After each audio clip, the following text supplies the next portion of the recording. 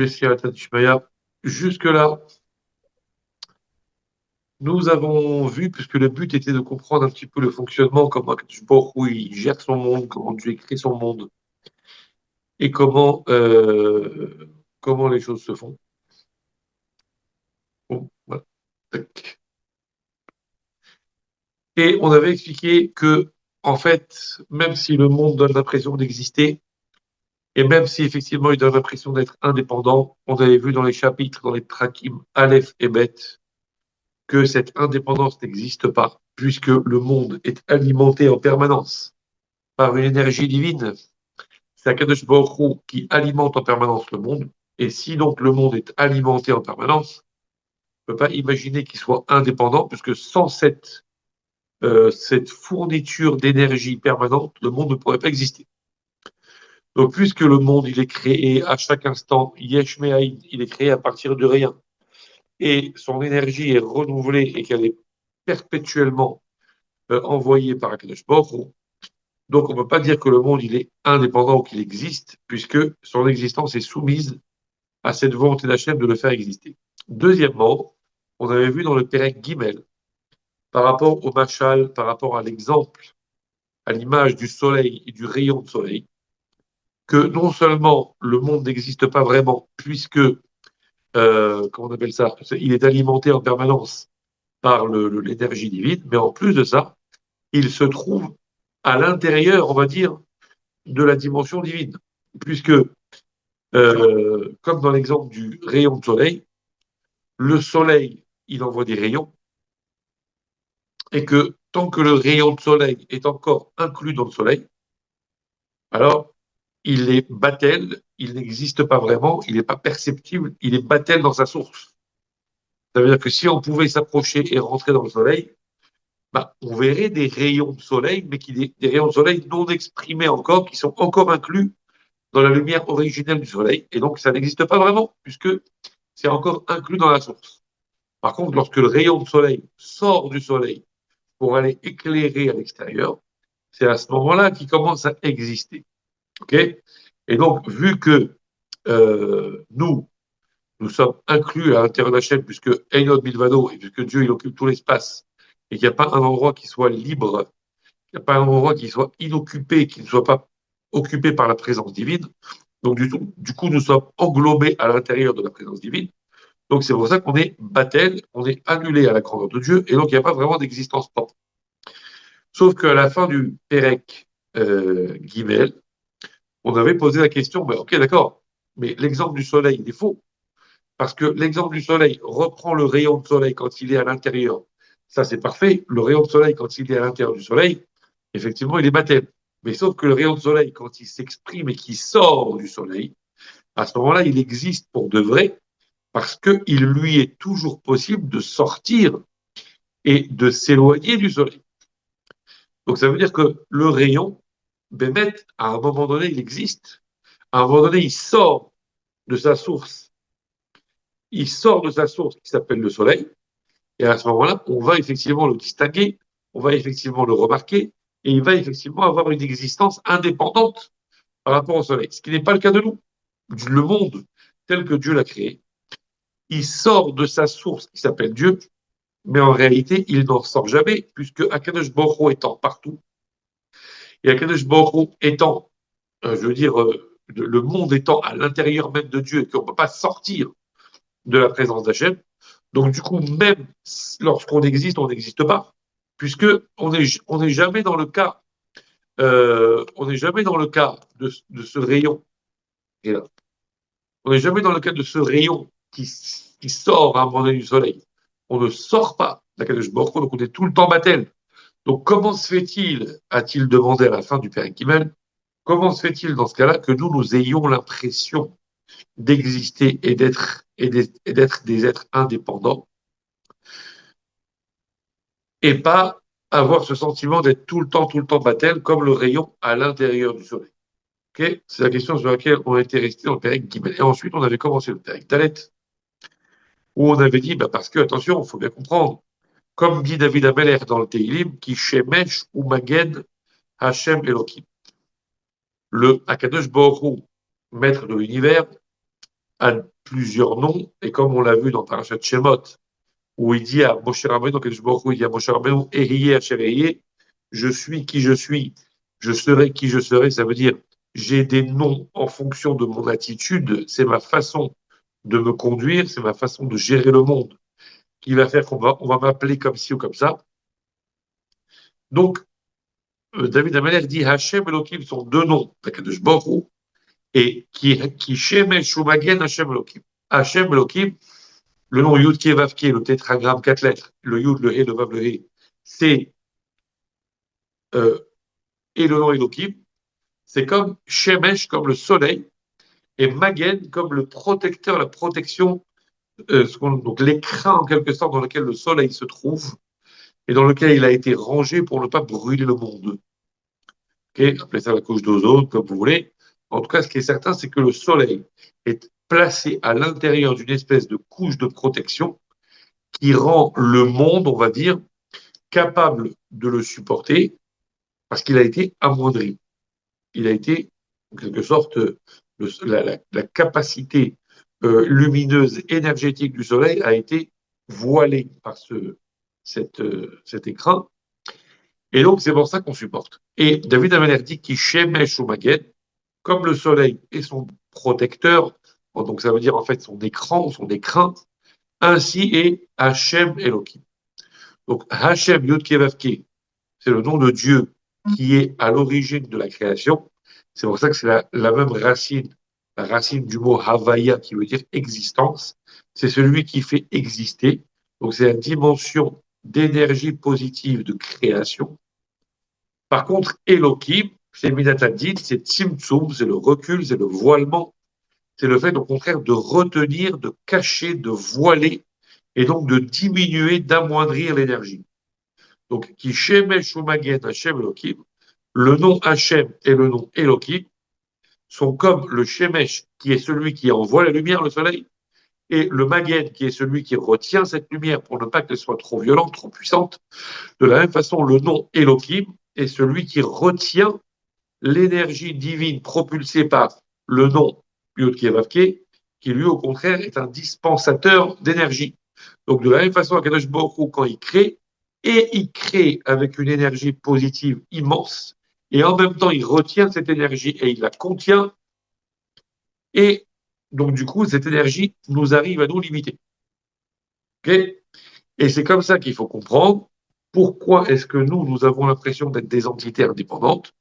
C'est que cette énergie avec laquelle Akadosh Baruch Hu a créé le monde, elle est accompagnée d'un tzimtzum, c'est-à-dire elle est accompagnée d'un élément qui en voile la puissance, qui en voile la présence. Et donc cette énergie divine, bien qu'étant présente pour créer la réalité, elle est quand même cachée à l'intérieur d'un voile qui la rend invisible et imperceptible, ce qui fait que bien qu'elle alimente tout le temps, tout le temps, tout le temps la création, et que cette création n'est possible que parce que Dieu alimente en énergie cette création, cette énergie est recouverte, elle est cachée, elle est voilée, elle est masquée. Et donc, quand elle nous arrive invisible. Et donc, on est animé par une énergie qui, en même temps, nous alimente, mais en même temps est cachée et donne l'impression de ne pas être là. Okay, c'est ce qu'on avait dit aussi, et que c'est pour ça que on dit dans la Tfila que Dieu, il est Gadol et Gibor. Gadol, la Gdoula, c'est le chesed, c'est le fait de donner, de distribuer. C'est une richesse d'énergie tout le temps, tout le temps, tout le temps envoyée. Et Gibor, la Gvoura, c'est au contraire la capacité de maîtrise, la capacité de retenue.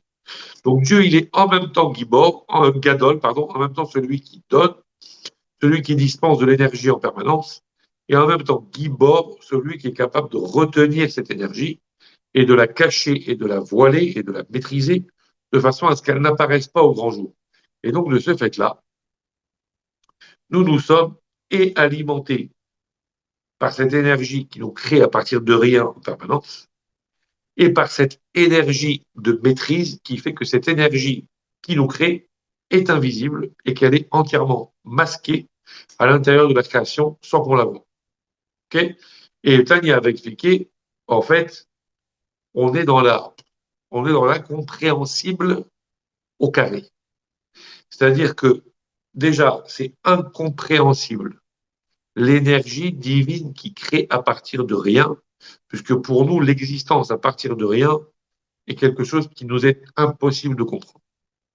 Donc déjà, on est déjà dans l'incompréhension de l'existence de ce monde par une énergie divine qui le tire en permanence à partir du néant, parce que pour nous, la création à partir du néant est quelque chose qui est de l'ordre de l'impossible. Donc déjà, on va comprendre. Mais en plus de ça, cette notion de Tzimtzum, oui, qui consisterait donc à, à retenir cette énergie de façon à ce de façon à ce qu'elle soit bien présente, qu'elle soit vraiment là pour alimenter la création, que toute création, que toute créature, ces lunettes par exemple, sont alimentées par cette énergie divine, mais en même temps, il n'y a aucun fil, on voit rien, il n'y a rien de divin qui relie ces lunettes au créateur et qui puisse garantir qu'elles ont été créées par cette énergie divine de départ. Non, on ne sait pas. On a l'impression que c'est une réalité indépendante parce qu'en fait, les fils d'énergie qui alimentent cette matière pour qu'elle existe sont voilés par ce qu'on appelle Tzimtzum. Et donc, l'énergie divine, elle est cachée à l'intérieur de la matière et personne ne la voit. Et ça, c'est encore plus incompréhensible. Et donc, dit Tania, c'est infaisable de comprendre cette chose-là. Et donc, c'est quelque chose qui nous échappera de toute façon, quoi qu'il en soit, puisque, puisque cette, comment dire, en besekel shum nivra, les asig maout atimtur et Esther, c'est aucun intellect humain ne peut comprendre cette notion de tzimtzum, de contraction et de hester et de voilement.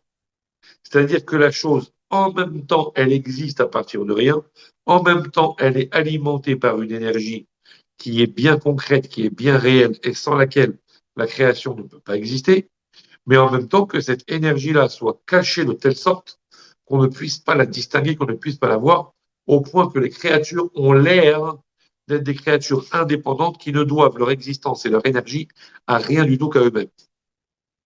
C'est un truc qui est de la contradiction et de la science-fiction pure et simple, et que pour nous, c'est incompréhensible. OK?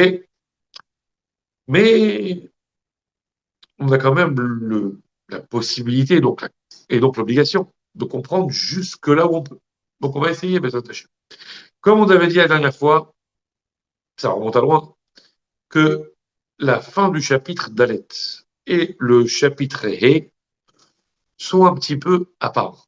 Et que va maintenant commencer une parenthèse dans laquelle on va développer un certain nombre de données qui sont dans le cadre de ce que nous sommes en train de dire, mais qui sont vraiment annexées. C'est une parenthèse, puisque la suite de l'exposé de ce dont nous parlons depuis le début et qui s'est arrêté là maintenant aux 2 tiers du Pérec Dalet va continuer à partir du début du Pérec Vav.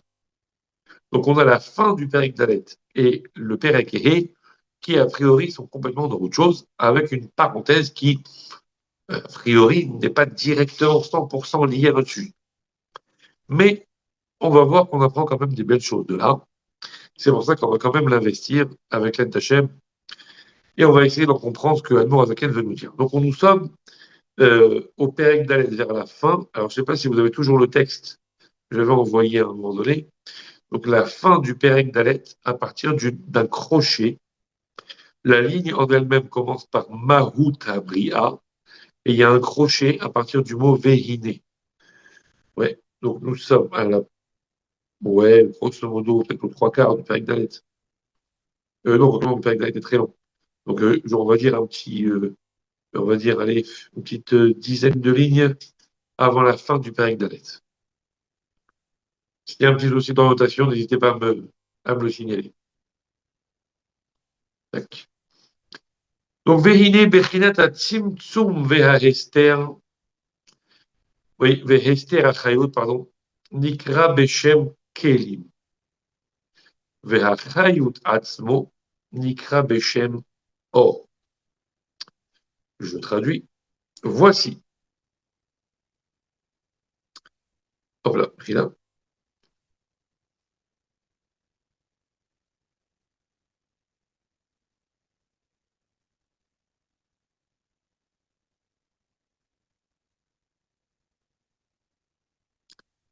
Je retrouve ma ligne.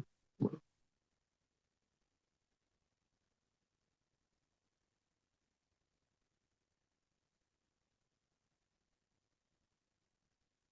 J'y suis. Mechina. Voilà. Veine. Voici. Bechinata Tzimtzum. Cette dimension de Tzimtzum, de contraction. Vehester Ahayut. Et de voilement de la vitalité avec laquelle Dieu nous fait vivre. Nikra Beshem Kelim.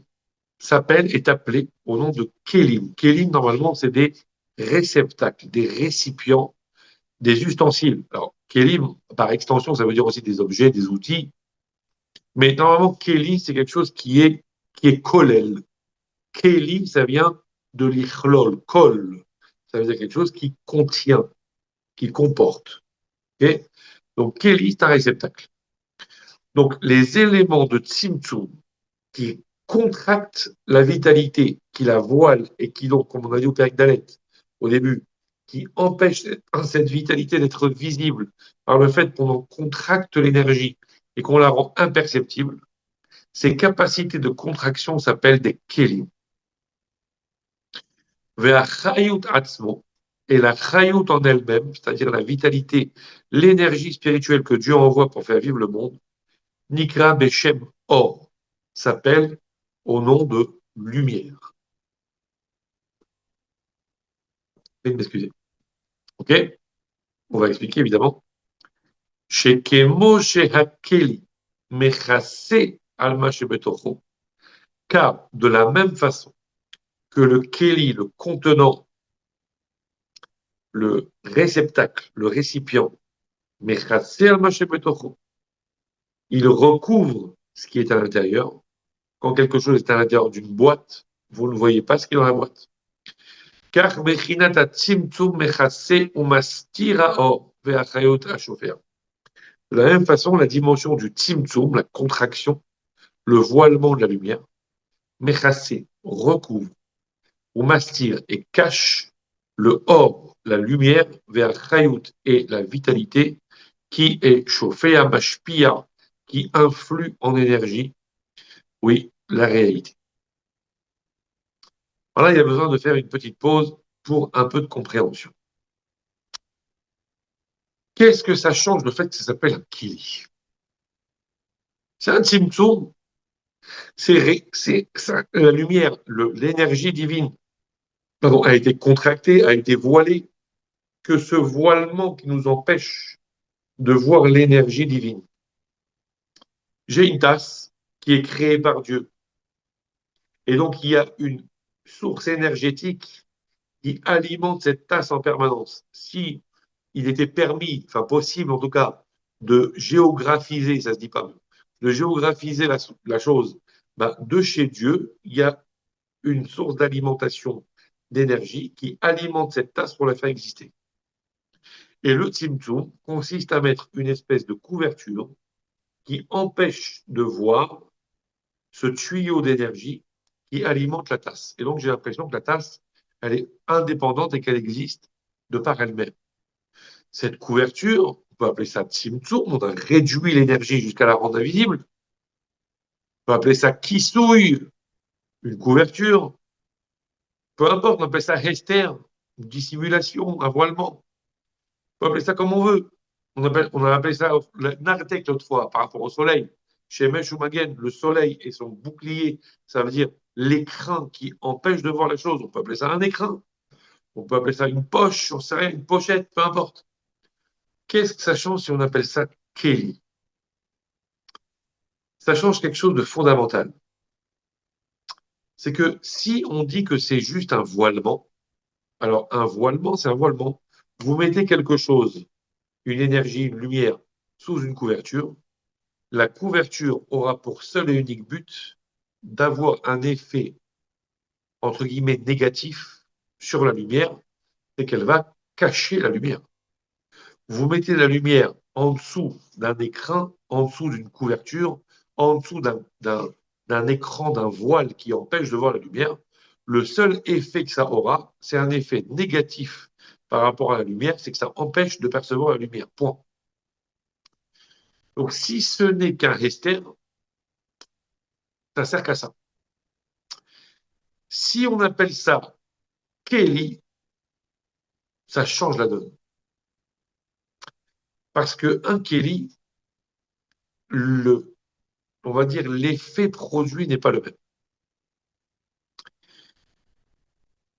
Un Keli, un récipient, c'est pas seulement qu'il va cacher le contenu, c'est pas seulement qu'il va voiler la lumière. C'est que si vous prenez, par exemple, de l'eau, vous voyez, ici, je vous présente une bouteille d'huile d'olive, tout ce qu'il y a de plus commun, une bouteille d'huile d'olive, voilà, tout ce qu'il y a de moins extraordinaire que ça. Vous aurez remarqué, elle est carrée et elle est verte. Si je mets de l'eau dedans, l'eau, a priori, elle est informe, elle n'a pas de couleur, elle n'a pas de dimension, elle n'a rien. Si je mets de l'eau dans cette bouteille, d'un seul coup, elle va avoir une forme et d'un seul coup, elle va avoir une couleur. L'eau, je vais la voir, moi, carrée et verte. Mais l'eau en elle-même, c'est de l'eau. Elle n'a pas de couleur, elle n'a pas de forme. Mais à partir du moment où je la mets dans un keli, le keli va avoir un effet sur le contenu, donc en l'occurrence sur l'eau, pour reprendre l'exemple, mais sur le or, pour parler de la réalité dont on parle ici, il y a un or qui est une énergie divine pure. Donc on pourrait la représenter par un or, par une lumière euh, sans couleur, une lumière absolue, une lumière blanche, sans aucune connotation, rien du tout.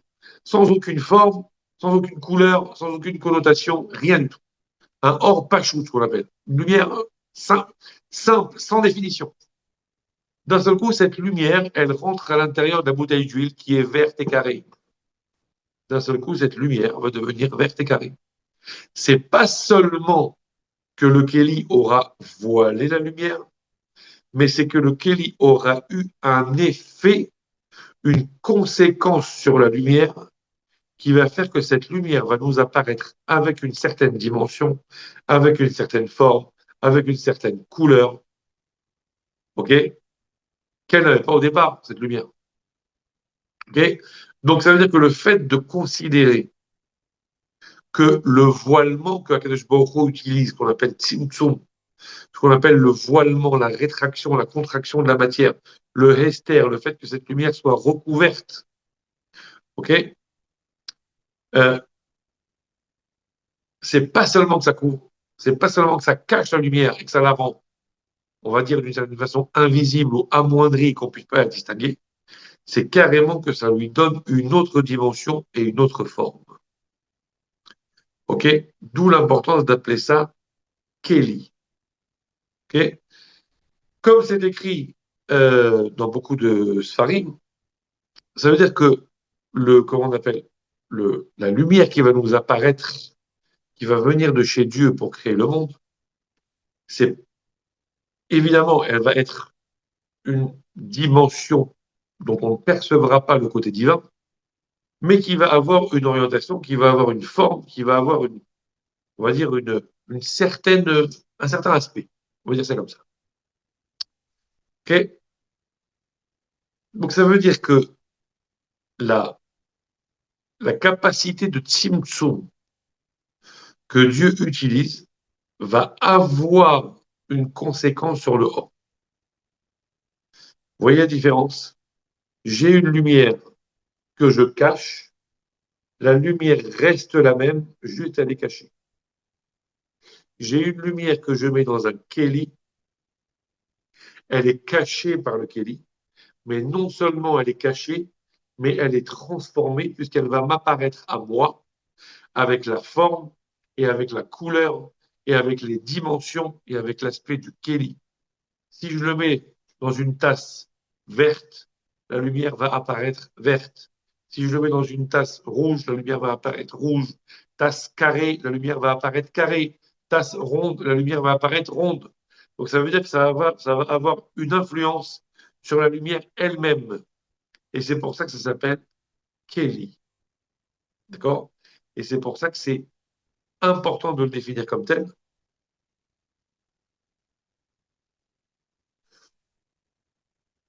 Je réponds dans un instant.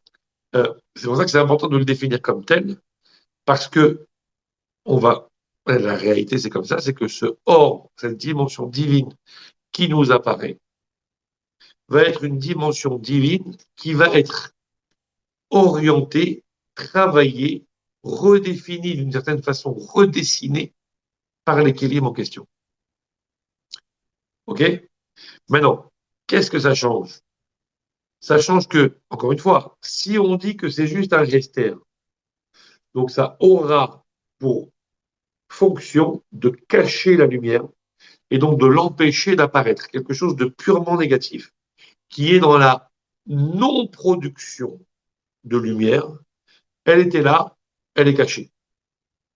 Si je la fais passer dans un kéli, en l'occurrence cette bouteille, elle est cachée, mais elle est aussi d'une certaine façon, le kéli est un voilement qui va empêcher d'avoir accès à la lumière réelle, puisque ça va la dissimuler, ça va la cacher, ça va lui amoindrir sa force, mais en même temps, ça va être aussi une source de redistribution de lumière ou une source de, d'une certaine façon, d'une autre forme de dévoilement.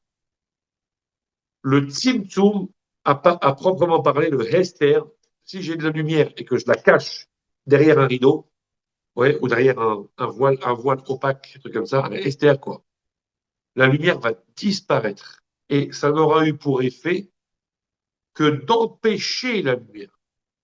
Alors que si je la mets dans un Kéli, d'un côté, ça l'empêche, mais d'un côté, ça lui donne la possibilité d'être diffusé autrement, mais diffusé quand même. Donc le Kéli est à double effet. Et ça voile, et ça dévoile. Et ça empêche, et ça produit. D'où l'importance de parler de Kéli et pas seulement de Hester. Ça veut dire que, et ça ne va pas nous apparaître, mais ça va nous apparaître quand même, sous une autre forme. Alors qu'avec un Hester pur et simple, avec un voilement, avec un rideau, une couverture, avec un écran opaque, rien ne nous serait apparu et la lumière divine aurait été purement et simplement cachée, elle aurait purement et simplement été assombrie et elle aurait disparu. Alors que là, elle disparaît, mais elle est transformée pour nous apparaître sous une autre forme. Et ça change complètement la donne. Alors, la question qui est apparue sur nos écrans, est-ce qu'on peut dire à ce compte-là que le corps serait le Kéli et la Neshama serait le Or?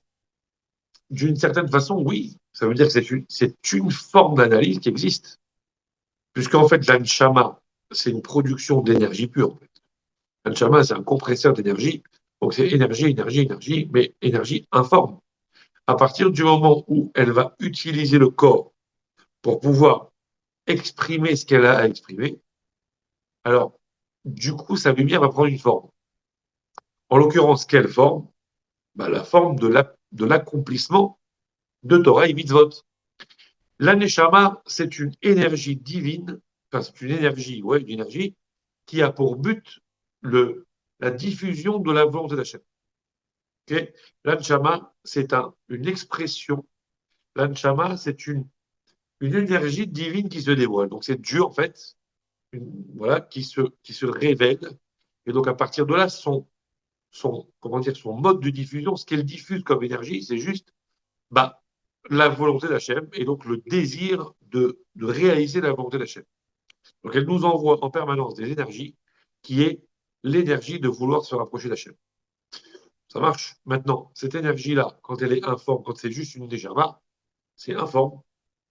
Quand elle rentre dans le corps, d'un seul coup, vous voyez bien qu'on parle de tzimtzum parce qu'on parle de division, d'un seul coup, nous avons 613 mitzvot, c'est-à-dire 613 mini-façons différentes de faire la volonté d'Hachem et de nous accrocher avec Dieu.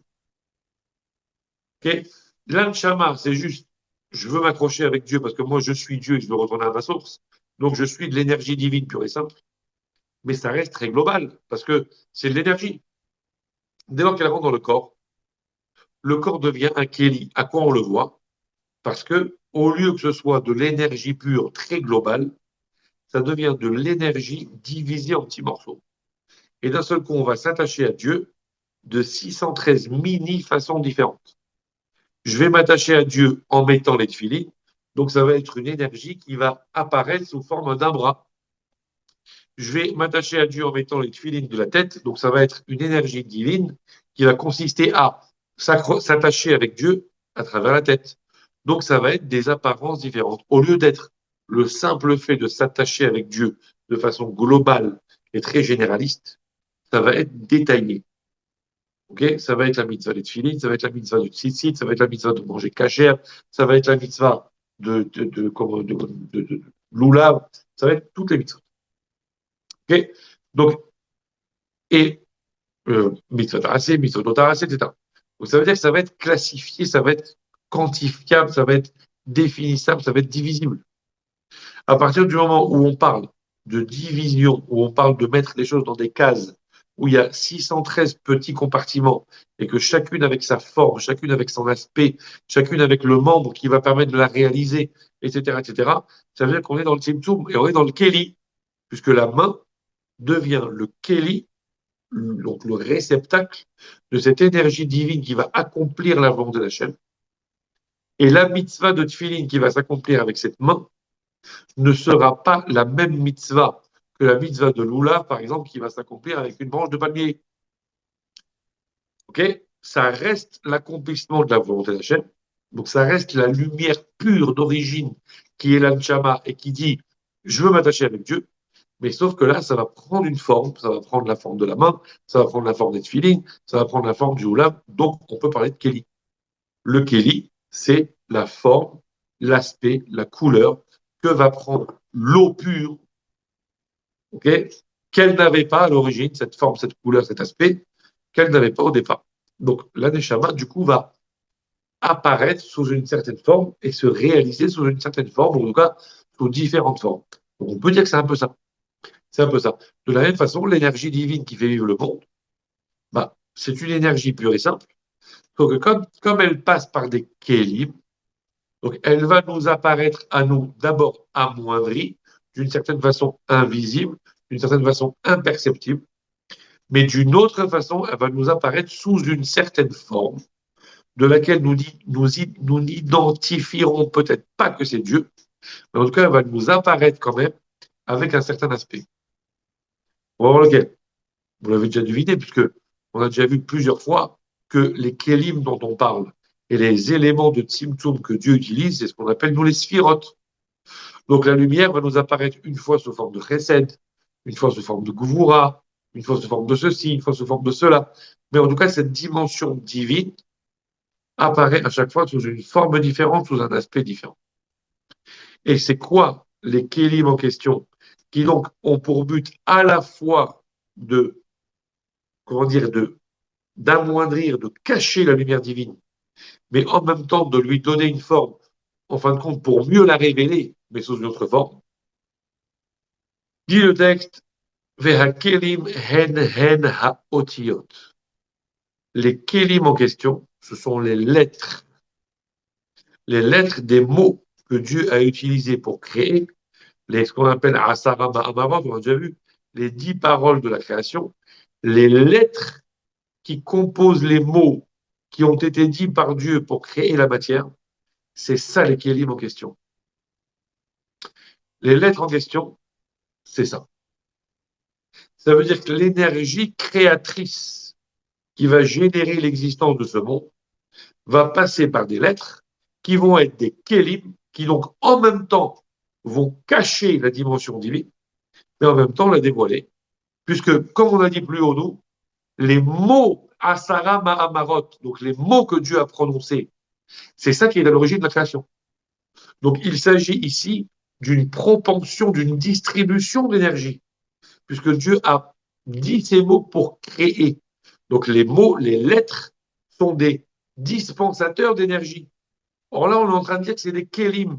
Donc ça veut dire que c'est au contraire des tzimtzumers d'énergie, des éléments qui retiennent, qui cachent, qui voilent l'énergie. Comme on l'a dit, les deux. C'est pas des hestérim. C'est pas seulement des tzimtzumim, c'est des kélim. Et un kéli contient, retient, cache, voile, mais en même temps donne une forme et un aspect à la chose.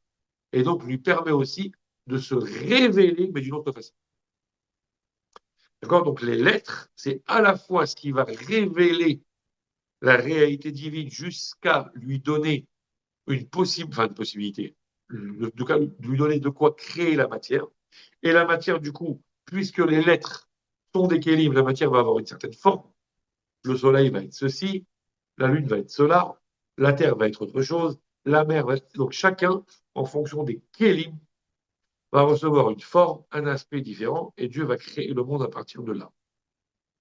Okay, et c'est pour ça que la matière a une certaine forme, parce qu'elle elle passe par une lumière divine créatrice, qui elle-même passe par un prisme qui s'appelle des kélim, qui sont les mots. Donc les mots donnent à la chose sa forme, son aspect, sa dimension. Okay, si un verbe s'appelle kos, ben, les trois lettres kos, kas, kaf, vav, samer, ce sont les kélim qui font que le verre va ressembler à ça. Bon, en l'occurrence, c'est une tasse, donc ça me fait des exemples. Mais le verre va ressembler à ce qu'il est parce que les trois lettres qui le composent sont des kélim. De la même façon que si je mets de l'eau dans un premier verre qui est rouge vif, puis le verre en question, je le mets dans un deuxième verre qui est bleu, et ça va donner une eau violette. Le rouge plus le bleu. Et si je rajoute encore un petit peu de blanc, un petit peu de jaune pour éclaircir, ça va donner une eau un peu mauve comme ça. Et bien la même chose, les trois lettres, le kaf, premier kéli, le vav, deuxième kéli, le samer, troisième kéli, à la fin, la lumière qui va m'apparaître, au lieu d'être un jeu de couleurs, va être un jeu de forme, un jeu de dimension, et donc ça va créer cette chose-là qu'on appelle un verre, un cos. Et la même chose pour toutes les lettres, la même chose pour tous les mots. Que Akadosh Baruch Hu a utilisé pour créer le monde. Ça donne la forme en question. OK? Ça marche? Donc voilà pourquoi ça s'appelle Kelly. Maintenant, attention, attention. J'ai mis de l'eau dans mon Kelly. OK? Il y a de l'eau dans ma tasse. Maintenant, Nagui, on va dire que la tasse, elle est transparente, mais qu'elle est colorée. D'accord? Elle est grise, et donc l'eau qui est dedans va devenir grise sous la forme de la tasse. Donc l'eau a été transformée. Le Kelly a eu un effet sur l'eau qui fait que maintenant l'eau va m'apparaître arrondie et grise. Maintenant, si on réfléchit bien, le Kelly va avoir un effet sur l'eau, puisqu'il va lui donner une forme, puisqu'il va lui donner une couleur. Mais attention, l'eau en elle-même, elle n'a pas bougé. L'eau en elle-même, elle est toujours transparente. L'eau en elle-même, elle n'a toujours pas de forme. L'eau en elle-même, elle n'a pas été grisée par le fait qu'on l'a mise dans un Kelly gris. Elle n'a pas d'éteint, pas du tout. Elle est restée la même. C'est seulement aux yeux de celui qui la voit à travers le Kelly que cette eau va être transformée. Mais dans son essence profonde, dans sa réalité intrinsèque, elle n'a pas bougé. Ça marche. Donc ça veut dire que les deux sont vrais. Le Kelly a une influence sur le or, il va lui donner une forme, il va la transformer, il va lui donner un aspect, mais en même temps, intrinsèquement, le or n'a rien reçu comme transformation profonde et intrinsèque, le or est resté intact. Donc le Kelly, c'est les deux dimensions. C'est quelque chose qui à la fois change l'aspect de la chose et a une influence sur la chose pour la transformer, mais en même temps ne la transforme pas intrinsèquement puisque le or reste intact, il reste ce qu'il est au final. Il a oui changé, mais fondamentalement il n'a pas changé. Il n'a changé que aux yeux de celui qui regarde. Moi je vois de l'eau grise maintenant, mais l'eau elle n'est pas fondamentalement grise. C'est moi qui l'aperçois comme telle. Donc le Kelly, c'est un mot, hein, Kelly. Ça sous-entend toute cette chorma-là, toute cette ambivalence entre quelque chose qui transforme et en même temps quelque chose qui fondamentalement n'a rien changé. OK? Donc ça veut dire que le or qui crée la lumière, l'énergie divine qui crée le monde, elle passe par des kélim, on va voir quoi? Elle passe par des kélim, oui, qui vont donc lui donner un certain aspect, mais qui pour autant ne vont pas transformer la lumière en elle-même. Évidemment, la lumière divine, l'énergie divine n'a absolument rien changé. Ça n'a aucune incidence sur Dieu lui-même. Mais l'énergie divine qui va apparaître au monde va nous donner l'impression qu'elle est une tasse, qu'elle est une bouteille, qu'elle est un humain, qu'elle est la mer, le ciel, le soleil, ce que vous voulez. Parce que c'est passé par des kélim qui vont donner à cette énergie divine une certaine forme, un certain aspect, et moi, je vais le percevoir comme tel. Mais l'énergie en elle-même, elle n'a pas changé. C'est seulement à travers le Kéli qu'on a l'impression qu'elle a changé. OK? Donc les deux sont vrais. On est tous d'accord avec ça. Maintenant, jusqu'où ça va? J'espère que tout est clair. Hein. Si jamais il y a une question, n'hésitez pas. Jusqu'où ça va? Ça va. Ben, on va en avoir besoin de tout ça. Pour l'instant, c'est que une intro par le fait qu'on a dit que c'était un Kéli et pas seulement un Esther. Mais en fait, les Kélim en question, nous, on sait que c'est les sphirotes, on a dit le Chesed, la Gvura. Regardez, par exemple, on a appris dans le début de Tania, et on a revu ici, que le monde a été créé en 7 jours, 6 plus 1, a été créé en 7 jours parce que justement, Akadosh Baruch Hu a créé le monde à travers ce qu'on appelle nous les sphirotes, c'est-à-dire à travers les éléments, les kélim, quoi, les sphirotes que Akadosh Baruch Hu a utilisés pour gérer son monde, qui sont au nombre de 7, qu'on traduit chez l'humain par des émotions, mais chez Akadosh Baruch Hu par les capacités de création et les outils de création, qui sont Chesed, Gvura, Tiferet. Donc vous voyez que le premier jour, par exemple, le dimanche, donc, Akadosh Baruch Hu a utilisé la première des 7, qui est le Chesed. Donc l'énergie divine est passée par un prisme, par un Keli, qui s'appelle Chesed. Donc toutes les créatures, toute la création qui a été fabriquée le dimanche procède du Chesed. Vous ne trouverez dans toute la création du premier jour de la création que des éléments qui respirent le chesed. Le deuxième jour, le lundi, c'est la gvoura. C'est pour ça que c'est dur le lundi, c'est la gvoura, c'est la rigueur. Okay. Et qu'est-ce qui s'est passé le lundi? Akadosh Baruch Hu a séparé les eaux d'en haut des eaux d'en bas. Séparation. Puisque l'énergie divine, le deuxième jour, elle est passée par un Kéli qui a amoindri cette lumière et qui l'a laissé passer sous une autre forme et sous une autre couleur qui s'appelle Gvura. Donc lorsqu'elle va passer par les trous du Kéli, et qu'elle va par le vitrail, on va dire, du Kéli, et qu'elle va apparaître au monde, elle va apparaître sous la forme de Gvura. Donc du coup, toutes les créations qui vont avoir lieu ce jour-là vont respirer la Gvura. Et donc ça va être le jour de la séparation, de la division, de la mise en place, de la catégorisation, ils appellent ça maintenant de la stigmatisation. Le lundi, c'est wow. Voilà. C'est le jour de la séparation. C'est pour ça qu'on a créé le ciel et la mer. On a séparé les eaux d'en haut et les eaux d'en bas. Et ainsi de suite. Donc le Kéli, c'est celui qui donne la forme. Les otiotes, les lettres, c'est la même chose. Akadosh Baruch Hu envoie une énergie. Cette énergie passe par des lettres. Et donc, l'énergie en question, quand elle passe par telle lettre, telle ci, telle ça, va avoir une certaine forme, un certain aspect, une certaine couleur, une certaine dimension, qui va générer la création de cette chose-là, qui correspond à ces lettres-là, qui correspond à ce mot-là. D'accord? C'est comme ça qu'Akadosh Baruch Hu a créé l'homme. Donc là, jusque-là, ça va à peu près. Donc, c'est ce qu'on a dit. Les Tzimtzumim, les Hester, etc., ça provient de Kélim. Bon. Maintenant, ces lettres-là, je continue, chez Shorshan, on va devoir bientôt s'arrêter, Bechila, dont la source de ces lettres-là, c'est les He Otiyot, les 5 lettres Menatzpach. Shehen He Gvurot, Amechalkot Umafridot HaHevel VeHakol, Behei motzaot ape leithavut chaf bet otiot.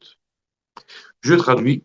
Donc la source de ces lettres, c'est les 5 lettres Menatzbach, même Nun, Tsam, Tzadik, Pei, Chaf, qui sont les 5 Gvurot, les 5 lettres de rigueur. Amchalkot ou Mafridot, qui divise et qui sépare le Hevel, c'est-à-dire l'air de la bouche, Vehakol et la voix, Behei Motzaot Ape, avec les 5 modes de sortie de la bouche, les 5 modes d'articulation, les Hithavut, Kaf, Bet, Otiot, pour la création, pour créer les fameuses 22 lettres. Qu'est-ce qu'il dit? Menatzpach, c'est quoi ces lettres-là? Qu'est-ce qu'elles ont de spécial? C'est les 5 lettres qui ont un double. Ils ont un double, un sosie. Un sosie qui est une autre lettre, la même, mais qui sera utilisée pour mettre à la fin du mot. Les 5 lettres Menatzbach sont les seules qui ont une calligraphie différente lorsqu'elles sont ce qu'on appelle sophites. Lorsqu'elles sont à la fin du mot. Le même, quand il est au début ou au milieu du mot, il est écrit d'une certaine façon. Quand il est à la fin du mot, on met un même sophite, un même final. Le noun, la même chose. Le tzadik, la même chose. Le p, la même chose. Et le chaf, la même chose. Prenez un aleph, on est d'accord que le aleph, qui soit au début, au milieu ou à la fin du mot, c'est la même lettre. Il restera de la même forme. Le bet, la même chose. Okay, toutes les autres lettres, le shin, pareil, tout. Les seules lettres qui ont cette caractéristique, on va dire cette particularité d'avoir une lettre finale, c'est ces 5 en question. Et alors? Et alors, le fait qu'elles aient une lettre finale, qui dit finale, dit séparation. Parce que quand j'arrive à la fin de quelque chose, ça veut dire qu'il y a une coupure par rapport à la prochaine phase. Tant qu'il y a des lettres qui peuvent être à la fois une lettre du début, une lettre du milieu, alors ça veut dire que lorsque je termine mon mot, mais qui se termine par une lettre qui pourrait être une lettre de milieu, je n'ai pas encore garanti que j'ai fini mon mot. Peut-être que ça va continuer. Par contre, si je mets un chaf sophite, ça veut dire que j'ai signé que ce mot-là s'arrête. Et donc, j'ai clos ce mot et je l'ai séparé du mot suivant. Donc, les 5 lettres finales sont 5 outils de séparation. Donc, des gvurot. La gvura, la division, la rigueur, la retenue, la capacité de maîtrise. Finale, j'arrête. Je sépare. OK? Ça, c'est à l'écrit. À l'oral, la même chose. À l'oral, il y a 5 modes d'articulation.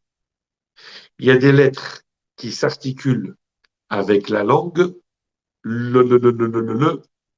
Il y a des lettres qui s'articulent avec les dents, de, par exemple. Il y a des lettres qui s'articulent avec le palais. Il y a des lettres qui s'articulent avec les dents.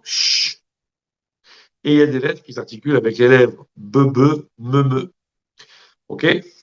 On rappelle comme ça les gutturales. Oh, mais la gorge, oubliez la gorge. Le head, le aïn. Donc les gutturales, les linguales, les labiales, je sais pas quoi. Les 5, ce qu'on appelle motzaot-apé.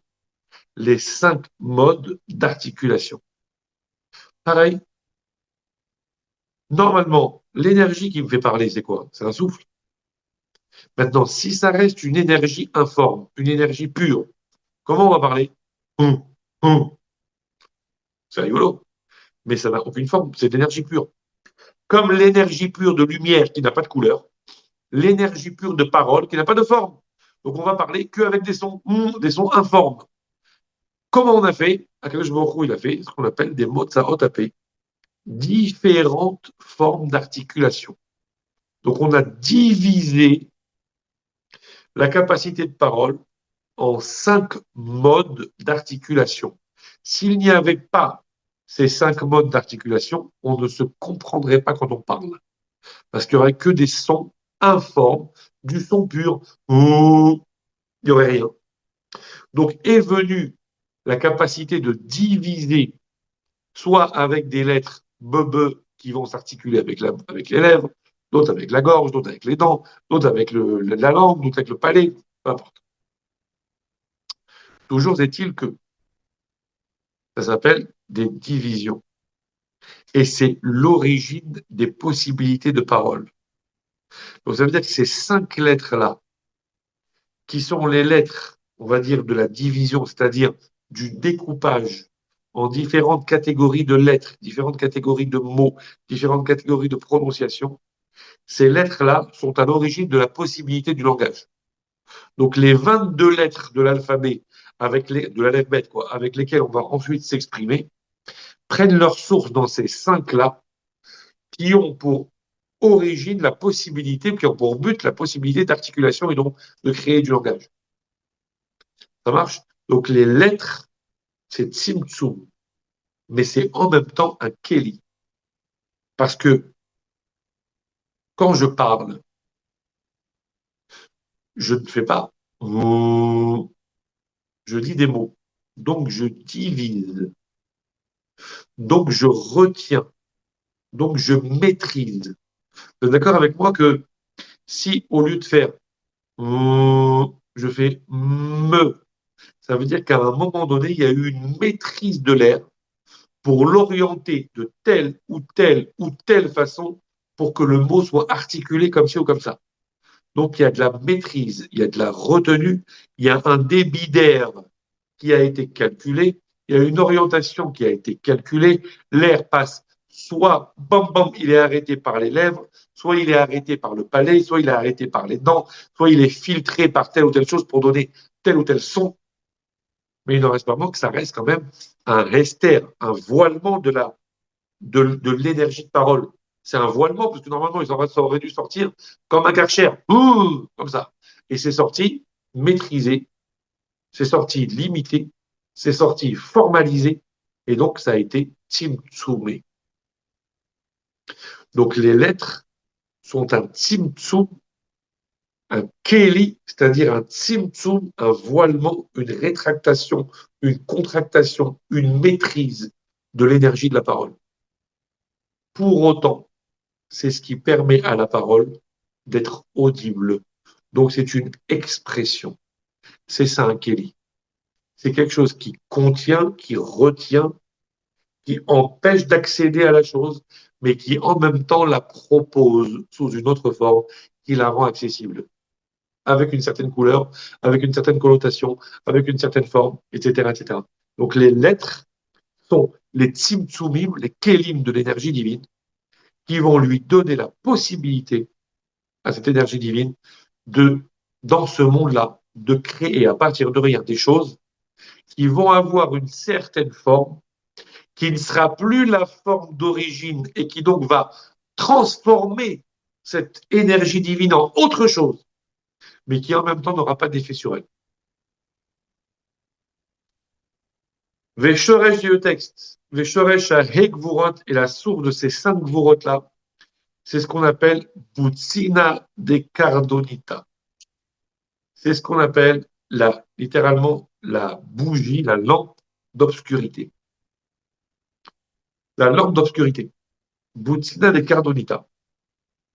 Okay? Les kélim, les lettres, les kélim en général, qui permettent l'expression, qui permettent en fait d'amener une énergie, de la transformer, de l'amoindrir, mais en même temps de la rendre audible, de l'amoindrir, mais en même temps de la transformer pour pouvoir lui donner la possibilité d'être autre chose. C'est en même temps de la lumière, mais en même temps de la lumière retenue. C'est en même temps du guilouille, mais en même temps du non-guilouille. En même temps, ça se dévoile, mais en même temps, ça ne se dévoile pas. Ça se dévoile un peu oui, un peu non. Le Kéli va amoindrir la lumière, mais en même temps, il va lui proposer une autre forme de dévoilement sous un autre aspect. Donc, c'est de la lumière, c'est du dévoilement ou c'est du voilement? C'est de la lumière ou c'est de l'obscurité? C'est les deux. C'est Ner Shel Chosher. Boutina de Cardonita. C'est une lumière sombre. C'est un assombrissement de la lumière, mais qui éclaire du coup. Voilà. Chez Higvora Ilaha, et on arrête avec ça, c'est la fin du chapitre d'Alet. Vehi Gvura Ilaha de Atik Yomin, qui est la Gvura suprême de Atik Yomin, ça on développera mais la semaine prochaine. Atik Yomin, c'est pas Atik Shana, hein, vraiment. Atik Yomin, c'est une dimension qui se trouve dans ce qu'on appelle Keter. Nous, on connaît les sphirotes à partir de Chokhmah, c'est-à-dire ce qui, en termes de Neshama, ce qui s'habite dans le corps, ça veut dire les capacités intellectuelles, Chokhmah, Binadarat, ensuite les capacités émotionnelles, Chesed, Gvura, Tiferet, etc. Maintenant, au-dessus de ces capacités-là, il y a des capacités qu'on appelle Keter. Ça veut dire que c'est une dimension qui est supra-rationnelle, qui est au-delà. C'est là où il y a la volonté, c'est là où il y a des dimensions très, très élevées. Et là-bas se trouve une dimension extrêmement haute qui s'appelle Atik Yomin. Littéralement, ça veut dire la séparation des jours. Okay, et on verra, Ben Hachem, c'est de là que sort la source de tout ça. Nous, on sait que les sphirotes dévoilées, c'est les jours. Le dimanche, c'est le chesed, le lundi, c'est la gvura. Alors, tout ça, ça prend sa source dans une dimension où c'est beaucoup plus haut que ça, et où les séparations en jours, c'est-à-dire les séparations en kélim, les séparations en sphirotes, n'existent pas. Ok, mais on développera ça, Ben Hachem. Donc, qu'est-ce qu'on doit retenir de ça avant qu'on ne se sépare, car quelle heure il est, voilà, déjà presque 22h, 22h, voilà. Je suis en retard, je suis désolé. Donc, je vous explique. Qu'est-ce qu'on a dit donc? On a dit simplement que nous, on essaye de comprendre comment se fait-il que Kadosh Baruch Hu, c'est lui qui nourrit le monde, c'est lui qui alimente le monde, c'est lui qui produit, etc., etc. Et pourtant, le monde donne l'impression d'être indépendant. Comment est-ce possible? Parce que Dieu, il a fait un tzimtzum. Il a envoyé une énergie, mais en même temps, il a caché cette énergie. Donc, en fait, c'est un petit peu comme la marionnette à fil, mais avec une possibilité de complètement recouvrir les fils de façon à ce que personne ne les voit. Donc, on est tous d'accord que c'est Dieu qui alimente, mais il alimente de telle sorte que ça ne se voit pas. OK? C'est ce qu'on a dit. Bon. Maintenant, plus que ça, c'est pas seulement que ça ne se voit pas. Parce que si c'est juste que ça ne se voit pas, ça serait ce qu'on appelle Hester. Dieu, il a mis son énergie dans Hester, dans un voilement, dans une couverture, dans une boîte. Or non. On appelle dans le langage kabbalistique l'élément qui recouvre la lumière, qu'on appelle or, à part ça, l'élément qui recouvre la lumière, on appelle ça Keli. Qu'est-ce que ça change? C'est qu'un Keli n'est pas que une couverture.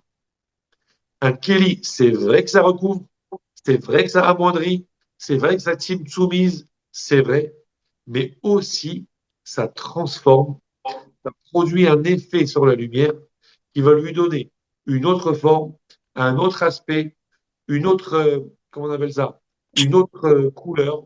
Bref, la possibilité pour cette lumière-là d'apparaître différemment. Et il va nous proposer en quelque sorte une espèce, non pas de contradiction, mais en tout cas d'ambivalence, entre le fait que d'un côté, la lumière va être canalisée, amoindrie, stoppée, mais en même temps, elle va être aussi, ce qu'elle est, il va être aussi source de diffusion. Et donc, ça va donner, puisque les kélim en question qui ont été utilisés par Dieu pour la création de ce monde-là, c'est les lettres et les mots de la création, c'est en même temps le fait que les lettres soient des séparations et des divisions en termes d'articulation ou en termes de dessin, une calligraphie, c'est ce qui va donner une forme plutôt qu'une autre. Donc c'est ce qui va diviser, c'est ce qui va limiter. Le yud ne ressemble pas au aleph, le p ne ressemble pas au chet, etc., etc. Et à part ça aussi, la source des lettres, c'est donc les séparations des lettres finales. Donc en même temps, les mots sont des formes de séparation d'énergie, puisque ça limite, mais en même temps, c'est ce qui exprime l'idée. Comme le Kelly, ça limite, mais en même temps, c'est ce qui donne une forme et ce qui permet d'adapter la lumière à ce qu'on veut diffuser comme couleur et comme forme. OK? Donc, c'est comme ça qu'il faut comprendre le Tzimtzum en question. On continue, c'est pas, oh là, c'est pas fini, voilà. Qui va nous permettre de comprendre comment est-ce possible que ce monde-là donne l'impression d'exister comme quelque chose d'indépendant, que finalement, nous sommes tous le reflet de l'énergie divine qui nous a créés, mais nous apparaissons comme des éléments complètement indépendants qui ne sont reliés à aucun créateur. Bizarre. On est en train d'expliquer tout ce qu'on se. Belle